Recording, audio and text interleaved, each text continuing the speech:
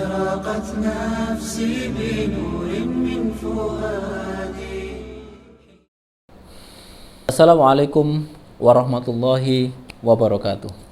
Alhamdulillah, salatu wassalamu ala rasulillah alladzi la nabiyya wa la rasula ba'dah. Allahumma salli wa sallim wa barik ala nabiyyina Muhammadin wa ala alihi wa ashabihi wa ma wallah. Amma ba'du. Ikhwan fillah, jamaah sekalian yang dirahmati Allah Subhanahu wa taala. Melanjutkan kisah sebelumnya tentang bagaimana kisah Abdul Muthalib, kakek baginda Rasulullah Shallallahu Alaihi Wasallam. Ketika dia merasa mendapatkan kemuliaan dari Allah, kemudian dia bernazar, nanti kalau aku memiliki 10 anak laki-laki, salah satunya akan aku persembahkan kepada berhala. Tidak lama kemudian, hari berganti hari, waktu berganti waktu, tahun berganti dengan tahun, maka anak-anak lahir dari rahim istri-istri Abdul Muthalib. Tidak cuma 10 laki-laki, tapi ada 14 laki-laki dan ada 4 perempuan. Nah, di antara anak laki-laki dari Abdul Muthalib adalah Abdullah, kemudian Abbas, Abu Thalib, kemudian Abu Lahab, Al-Haris, dan lain sebagainya. Di antara salah satu dari anak perempuannya adalah Sofiyah, yang nanti akan menjadi bibi Rasulullah Sallallahu Alaihi Wasallam. Ketika anak-anak sudah tumbuh dewasa, maka kemudian Abdul Muthalib diingatkan tentang nazar yang pernah dia lakukan ketika dia masih bujang dulu. Maka kemudian Abdul Muthalib mengumpulkan anak-anaknya dan menyampaikan nazar yang pernah disampaikan. Bahwasanya dulu waktu masih muda dia bernazar, kalau anakku nanti ada 10 laki-laki, salah satu akan saya persembahkan kepada berhala, disembelih di depan Ka'bah untuk berhala. Maka kemudian anak-anak Abdul Muthalib tidak keberatan, silahkan wahai ayah, lakukan apa yang menjadi nazar engkau. Orang Arab memiliki tradisi, sahabat sekalian, bahwasanya kalau sudah bernazar, maka pantang baginya untuk membatalkan nazarnya itu. Suatu aib kalau kemudian nazar itu diingkari dan tidak dilaksanakan. Akhirnya kemudian untuk menunjuk siapa yang akan disembelih, jadikan persembahan, Abdul Muthalib mengundi nama-nama mereka. Nama-nama mereka ditulis di beberapa anak-anak panah, kemudian diserahkan pada seorang dukun, dikocoklah nama anak panah itu, kemudian keluarlah salah seorang dari nama anak itu. Muncullah Abdullah. Muncullah Abdullah. Abdullah adalah salah seorang dari anak Abdul Muthalib yang paling dicintai oleh beliau. Sangat mencintai, wataknya baik, anaknya nurut. Dia konon adalah anak yang terakhir dari Abdul Muthalib, yang masih sangat belia.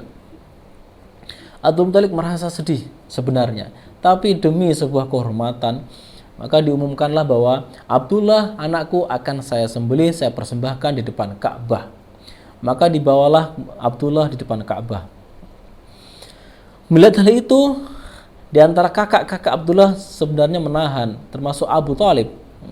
Wahai ayah, janganlah dia, biarlah aku yang menggantikan posisi dia. Abu Thalib sejak awal sudah memberikan pembelaan pada Abdullah. Yang tidak kalah adalah respon dari pihak ibu dari Abdullah. Tidak terima, dari Bani Makhzum, mencoba membela. Janganlah kamu lakukan. Apa salahnya anak ini? Mereka mengatakan seperti itu. Apa salahnya anak ini? Hanya gara-gara nazarmu kamu mengorbankan anak yang tidak bersalah. Pemimpin macam apa kamu ini? Akhirnya Abdul Muthalib kemudian merenung. Benar juga.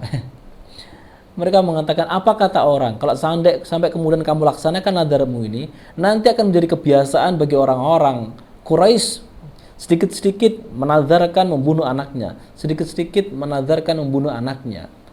Nanti menjadi kebiasaan yang buruk gara-gara perbuatan kamu, kelengahan, keteledoranmu. Akhirnya kemudian Abdul Muthalib mengatakan, lalu aku harus bagaimana ini? Lalu bagaimana solusinya ini? Coba tanyakan kepada seorang dukun. Nah, Maka datanglah mereka kepada dukun, bagaimana solusinya masalah ini. Di satu sisi tidak pengen mengingkari nazarnya, di sisi lain sangat berat kehilangan anak yang disayanginya. Akhirnya sang dukun memberikan solusi. Abdul Muthalib tetap harus mempersembahkan persembahan kepada berhala, menggantinya dengan sejumlah onta. Berapa jumlah onta itu? Jumlah onta sesuai dengan jumlah yang diridhoi, yang disepakati oleh berhala, oleh sang dewa. Bagaimana cara menghitung jumlah ontanya itu? Dengan cara dibuatlah undian lagi pakai anak panah. Yang satu dituliskan dengan nama Abdullah, yang satu tulis dengan onta. Jika yang terambil Abdullah, maka untuk mengocok kembali Abdul Muthalib harus menyerahkan 10 ekor onta. Demikian seterusnya, sampai nanti yang muncul adalah nama onta itu. Akhirnya diundilah. Undian pertama muncul nama Abdullah. Akhirnya Abdul Muthalib menyerahkan 10 ekor onta untuk bisa mengocok kembali. Berarti dewa belum ridho. Kocokan kedua muncul lagi nama Abdullah. Berikut nama Abdullah, 10 ekor onta, 10 lagi, 10 lagi, 10 lagi dikeluarkan. Sampai yang ke-10 baru muncul onta, nama onta yang terambil. Sehingga total jumlahnya ada 100 ekor onta. Itulah jumlah yang setimpal dengan nyawa Abdullah yang sudah disepakati oleh dewa. Maka saat itu kemudian onta dilepaskan dan tidak boleh ada seorang pun yang menyentuh onta itu sampai mati dengan sendirinya. Sejak saat itu kemudian jadikan tradisi bahwa kalau seseorang membunuh orang lain tanpa sengaja, maka kafaratnya menurut tradisi itu adalah harus menyerahkan 100 ekor onta. Maka selamatlah Abdullah dari penyembelihan ayahnya Abdul Muthalib. Karenanya lah kemudian Rasulullah SAW pernah mengatakan, aku sesungguhnya anak dari 2 orang ayah yang hampir disembelih oleh ayahnya. Yaitu beliau adalah moyang beliau adalah Ismail dzabihillah yang hampir disembelih oleh ayahnya Ibrahim. Dan beliau adalah keturunan dari Abdullah, anak Abdullah yang dia hampir disembelih oleh ayahnya sendiri, yaitu Abdul Muthalib. Nah, di antara paman-paman Rasulullah SAW ada yang meninggal sebelum kenabian, ada yang meninggal setelah kenabian.